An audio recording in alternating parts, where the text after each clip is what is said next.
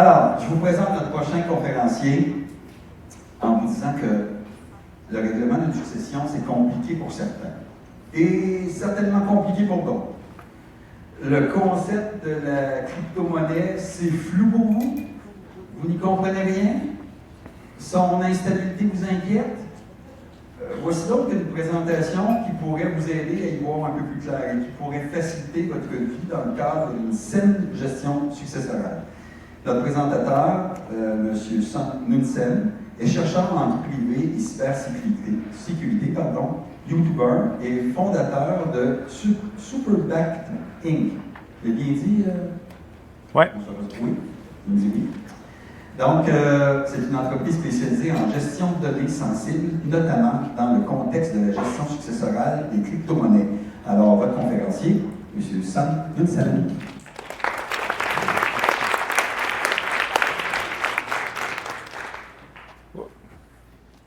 Bonjour.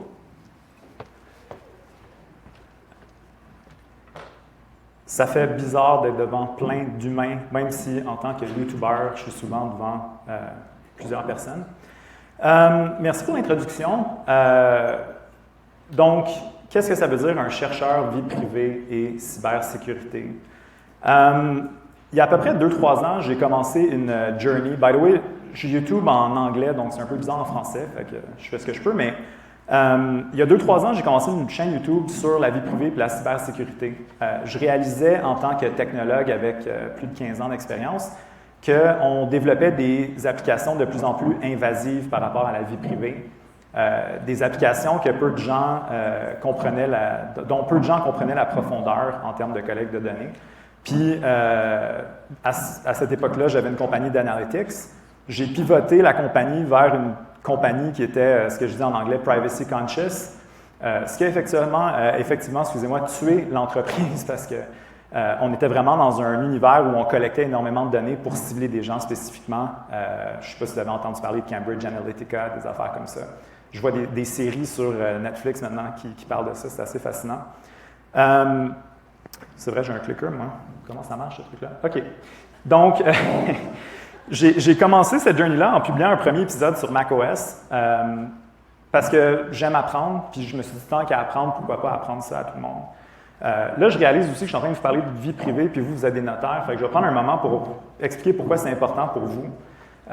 On vit une transition technologique en ce moment où tout s'en va vers le nuage ou la blockchain.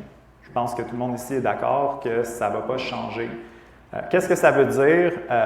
Ça veut dire qu'on dit à tout le monde d'avoir un gestionnaire de mots de passe, avant même de parler de crypto, et d'avoir de l'authentification à double facteur. Ça, c'est les codes à 6 chiffres que vous recevez tout le temps. Un gestionnaire de mots de passe, c'est quoi? Bien, c'est une base de données avec tous nos mots de passe protégés par un mot de passe. L'authentification à double facteur, c'est problématique aussi d'un point de vue donné parce que généralement, c'est une application ou une clé de sécurité comme celle-ci. Donc, c'est déjà difficile de notre vivant de gérer ces secrets-là, mais dans un contexte successoral, c'est vraiment difficile. Est-ce qu'on dit à nos enfants, par exemple, c'est quoi notre mot de passe qui donne accès à tout? Donc, sans même parler de l'univers des crypto-monnaies, c'est déjà un problème très présent. Je serais curieux de savoir d'entre vous, qui est venu vous voir dans un contexte de gestion successorale en disant « Comment je fais, moi, pour que mes enfants aient accès à tous mes trucs? » C'est-tu quelque chose qui existe? Il n'y a pas beaucoup de mains, je suis surpris. Est-ce que c'est que les gens sont gênés ou c'est juste pas… OK. Bon, fait qu'une partie des gens. Quand on amène ça dans l'univers des crypto-monnaies, c'est exponentiellement plus complexe. Les gens ont tendance à avoir énormément de valeur dans ces secrets-là qui peuvent être piratés, mais aussi dans un contexte successoral, bien, on ne sait pas comment transmettre ça. Donc, pour revenir un peu à la journey YouTube, j'ai publié un épisode sur macOS. Il y a eu de l'attraction. J'étais vraiment ému.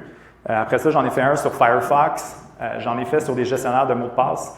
Puis ces contenus-là se sont mis à croître organiquement. Celui-là sur Firefox est d'ailleurs le plus vu au monde dans ce sujet-là. Et ça m'a vraiment motivé à en faire plus. Je me suis mis à en faire justement sur la gestion à double facteur, sur les téléphones intelligents. Et ça s'est avéré être pas mal passionnant. J'en ai fait plus de 100. dont certains sur Bitcoin, ce qui est plus le sujet d'aujourd'hui. À travers cette journey-là, ben, la chaîne a eu en haut de 2,2 millions de vues. Les gens ont écouté ça plus de 170 000 heures, ce qui est complètement mind-blowing. Puis maintenant, la chaîne a 34 000 abonnés.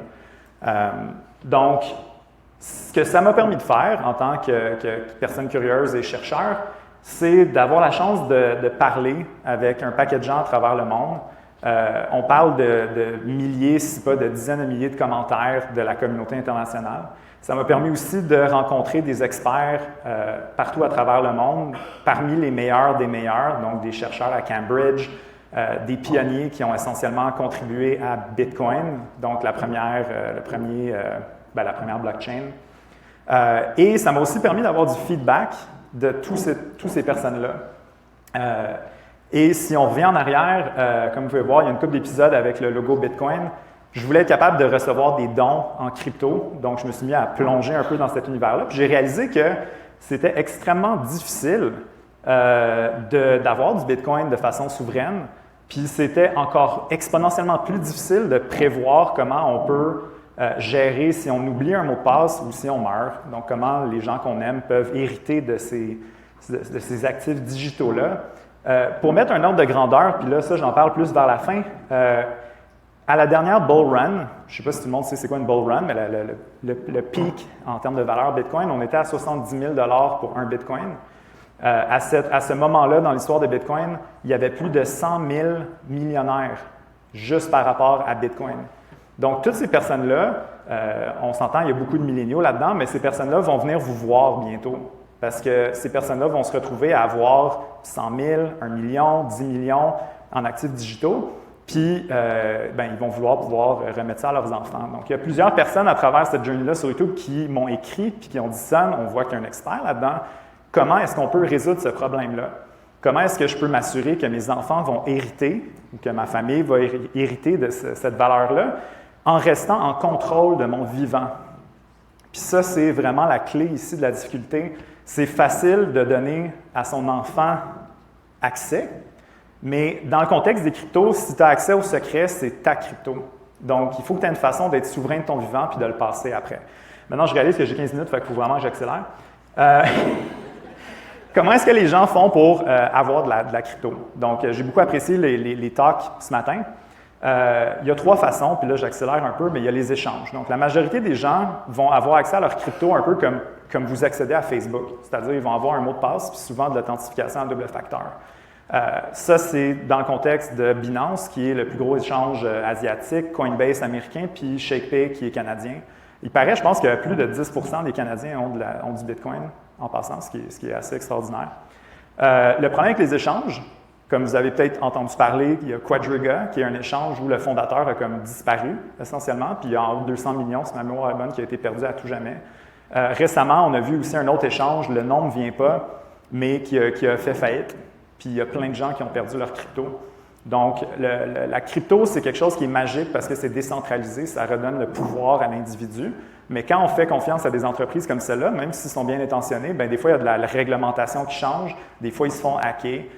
Donc, la solution à ça, c'est une solution qui est un peu plus souveraine. Donc, la solution, bien là, c'est comme je vous disais tantôt, on a le mot de passe, authentification double facteur pour les échanges. Maintenant, dans le contexte des applications, ça, c'est vraiment mieux. C'est une application que tu installes sur ton ordi, un peu comme Word, right? La distinction est que l'application elle-même va générer les clés de sécurité. Tantôt, plus tôt, on a parlé de clés privées. Donc, qu'est-ce qui fait qu'une crypto est à toi? C'est une clé privée. Une clé privée, c'est comme un nom mot de passe. Je vais vous montrer de quoi ça a l'air dans un instant.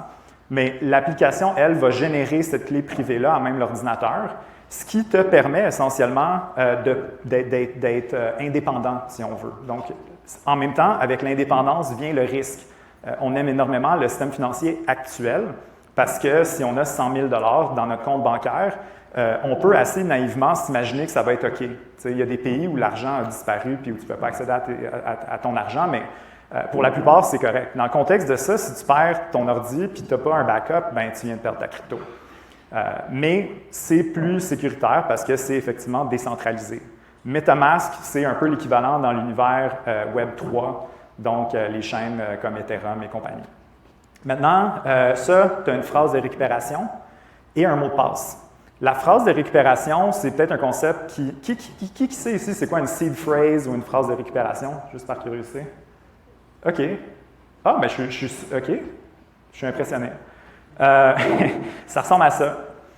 Ça ressemble essentiellement à un très, très, très, très long mot de passe, généralement 12 ou 24 mots. En cryptographie, l'équivalent de ça, c'est généralement ce qu'on appelle une clé de 256 bits, c'est-à-dire 256, 1 ou 0. Donc, je ne sais pas qui ici serait capable de computer ça dans sa tête, mais pas moi. Donc, les personnes derrière Bitcoin ont créé ça. C'est quelque chose qu'on appelle BIP39. C'est une partie de la chaîne, partie du processus Bitcoin qui a été adoptée par toutes les autres cryptos. Donc, cette phrase-là, si vous l'avez, ça vous permet de régénérer un wallet qui est identique à celui que vous aviez. Donc, on invite généralement les utilisateurs à faire un backup de ça. Juste pour ficeler ça dans le contexte successoral, on pourrait imaginer qu'une façon de fonctionner, right, ça serait de donner ça à son notaire. Maintenant, si j'ai 10 millions sur ça, qui ici a envie d'avoir un secret qui vaut 10 millions dans sa voûte en clair, par levée de main? Ah, il y a une personne là-bas. OK, on va se parler après. Il paraît que vos polices d'assurance sont parmi les plus chères après les médecins. Donc, je peux imaginer quelqu'un, tu sais, moi je suis un notaire, je vais voir mon assureur. Oui, je vais avoir un volume de 100 millions de secrets dans ma voûte par année. Ça augmente-tu ma prime? Donc, évidemment, ça ne marche pas. Puis, moi, ça ne m'intéresse pas trop de donner ça à mon notaire non plus parce que je vous fais confiance, mais ça, c'est next level. Puis, en plus, là, je reviens un peu aux applications. Si ça, c'est sur mon ordinateur, ben ça peut se faire pirater. Fait que, what if il y a un virus sur mon ordi qui essaie de trouver ces secrets-là? Puis, ce n'est pas de la fiction ce que je vous dis. La majorité des virus qui circulent aujourd'hui font deux choses. Il y a deux catégories. Une qui est subtile, elle essaie de voler ces secrets-là. Okay? Et ensuite, l'attaquant est capable d'extraire la crypto. Puis il y en a un autre qui est vraiment très triste, c'est les crypto-rançons. Donc, où l'ordinateur de quelqu'un est essentiellement encrypté. Puis quand je dis quelqu'un, ça peut être une école, un hôpital. Ça, excusez mon langage, me dégueule que des gens intelligents font ça de leur temps. Mais bref, dans le contexte de la crypto, il faut en être soucieux. Maintenant, à la rescousse, un petit peu, il y a les appareils. Donc ici, on voit un code card, un trésor et un ledger. C'est trois des appareils les plus reconnus mondialement. Ça ressemble un peu à une clé USB. Il y a beaucoup de gens qui disent ça quand je leur demande s'ils savent c'est quoi. Ou une petite calculatrice dans le contexte de code card. La beauté de ces appareils-là, c'est qu'ils sont capables de générer cette phrase-là que je vous ai montrée à même l'appareil. C'est-à-dire que cette phrase-là n'est jamais communiquée avec l'ordinateur qui, lui, pourrait être vulnérable. C'est énormément plus sécuritaire. Mais on nous demande encore de prendre cette phrase de 24 mots-là puis de l'écrire sur une feuille. Parce que qui ici a eu un ordinateur qui a foiré dans la vie? Tu sais? 100% des gens. Donc, on ne veut pas que ça arrive. Puis eux aussi, bon, bref, ils nous demandent de faire ça. Fait que, ici, on se trouve à avoir une phrase de récupération, même chose que les apps. On se trouve à avoir un PIN qui ressemble beaucoup au PIN bancaire pour avoir accès à l'appareil. Et on a aussi un mot de passe qui est optionnel. Puis je vais vous expliquer un peu c'est quoi dans un instant. C'est un mot de passe un peu différent. Mais c'est un mot de passe qu'on entre à chaque utilisation qui est éphémère. Puis ça fait en sorte que même si quelqu'un a accès à l'appareil et c'est pas de la fiction ça non plus, si quelqu'un a accès à l'appareil, ici, j'ai parlé avec des chercheurs internationaux, puis dans le cas de Cold Card, on parle d'une attaque à environ 100 000. Dans le cas de Trésor, 15 à 30 000. Puis dans le cas de Ledger, à peu près 1 million.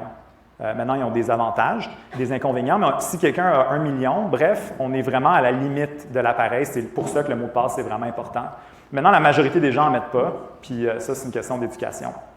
Bref, si on vient à cette phrase de 24 mots-là, quand on achète un appareil, ça vient avec une petite feuille de papier où ça nous dit « Hey, écris ça ici », puis l'appareil s'assure que tu l'as effectivement écrit, donc il te le redemande après.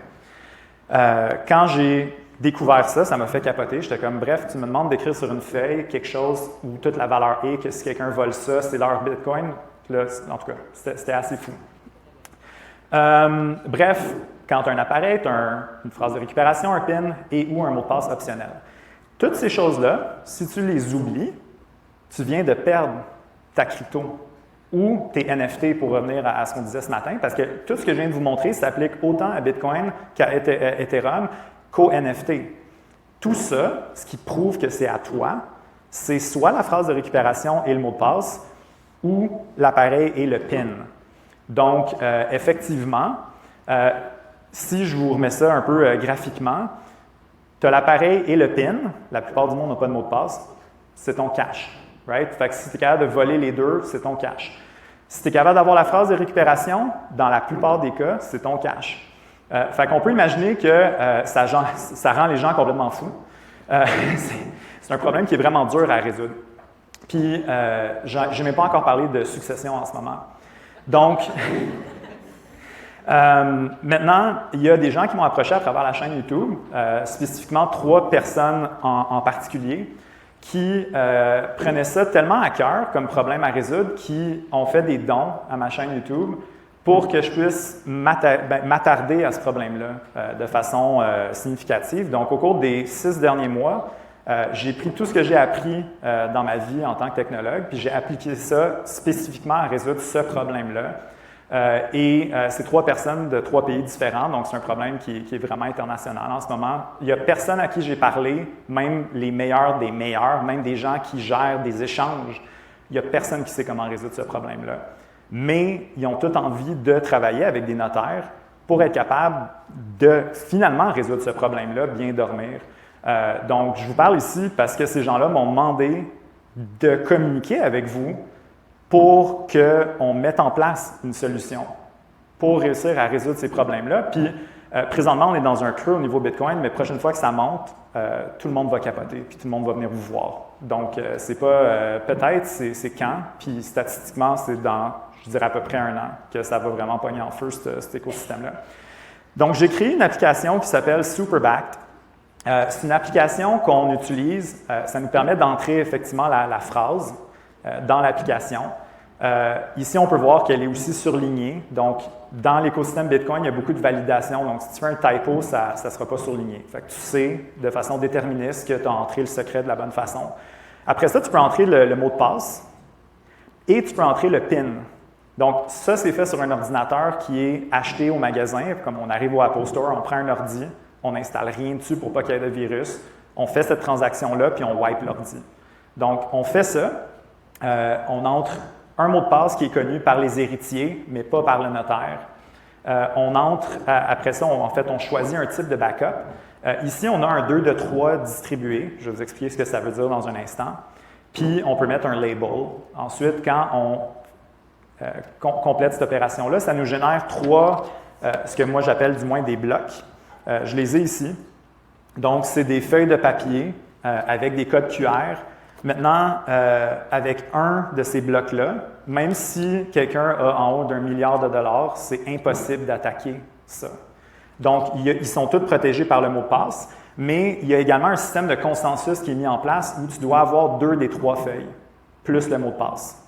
C'est-à-dire qu'on vient de parler de toute la complexité que je vous ai dit avant, où on avait à un même endroit le risque, puis on est capable de distribuer ce risque-là essentiellement. Ça, ce que ça veut dire, c'est que tous les héritiers peuvent avoir une copie de la feuille. C'est-à-dire qu'il y en a une qui est entre les mains de tous les héritiers, puis tous les héritiers connaissent le mot de passe. Vous allez dire, oui, mais s'ils l'oublient, bien, selon le niveau de risque, tu veux avoir un nombre d'héritiers qui est rationnel, puis eux peuvent l'avoir dans leur gestionnaire de mot de passe. Puis même si tous ces gens-là se faisaient hacker en même temps, ils ont juste un bloc, donc ils ne peuvent pas rien faire. Right? Un bloc, tu ne peux pas avoir accès au secret, il faut que tu en aies au moins 2. Le deuxième bloc, on le met dans un coffret de sûreté. Ça veut dire que le propriétaire de ce holding-là a tous ses héritiers qui ont une share ou un bloc. Il y en a un dans son coffret de sûreté, c'est-à-dire que quand la personne décède ou si elle a oublié son mot de passe, bien, le coffret de sûreté va être remis soit à lui ou à sa succession. Puis ensuite, il y a un 3e bloc, puis celui-là, il est pour vous. C'est un bloc que vous pouvez mettre dans vos voûtes. Quelque chose que j'ai appris tantôt qui m'a vraiment fasciné, c'est que les voûtes s'en vont.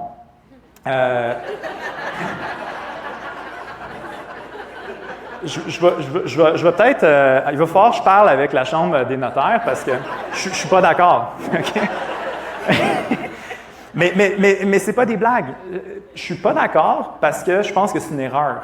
Je pense que toute la paperasse que vous avez dit tantôt, la mettre dans le nuage, c'est cohérent. Maintenant, c'est très difficile à le faire de façon sécuritaire. J'aimerais savoir comment ils vont l'implémenter. Mais il y a un concept qui est assez farfelu, mais qui, je trouve, rationnel. Je vais vous demander après si c'est rationnel pour vous, mais si on essaie de faire un backup du nuage, ah oui, il faut que j'accélère. Est-ce qu'on fait le backup du nuage sur un autre nuage? Mais la réponse est non. Il y a quelque chose qui doit être matériel by design. Puis je pense que les notaires sont parmi les meilleures personnes au monde à cause du secret professionnel, à cause que vous avez des voûtes pour stocker ça. Maintenant, j'accélère beaucoup. Donc, on a aussi une technologie à Superback où on peut prendre ce secret-là, l'encrypter avec une clé, puis j'espère que la Chambre des notaires, c'est ça qu'ils vont faire, une clé comme celle-ci. Donc, on peut encapsuler, encrypter à nouveau ce secret-là, puis nous, on peut le stocker sur notre nuage. Puis nous, si notre nuage se fait hacker, ça ne change rien, parce qu'il faut cette clé-là, encore une fois, dans l'univers physique. Fait en sécurité, c'est pas tout virtuel. Il faut de la sécurité physique, sinon c'est un peu de la bullshit, excusez mon langage. Donc, très rapidement, Bitcoin, on pense des fois que c'est une mode, que ça va passer. La réalité, c'est que ça ne passera pas. Si on regarde la chart ici, c'est going up. Okay? Puis là, il faut que je pèse sur mon clicker. Ah, peut-être qu'ils l'ont. OK. Ça, je vais skip parce que ce n'est pas grave. Présentement, on est dans un creux. On parle de 590 milliards de capitalisation boursière. La majorité des milléniaux ont leur valeur en crypto, puis ils continuent d'investir même si on est dans un creux. L'année dernière, la capitalisation boursière de toutes les cryptos a augmenté d'1,5 trillion. Right? Fait que ma question pour vous, c'est avec 100 000 millionnaires Bitcoin qui s'en viennent à la prochaine bull run, êtes-vous prêts? Ce qui, je pensais, était écrit sur la slide, mais je pense que ça... That's it.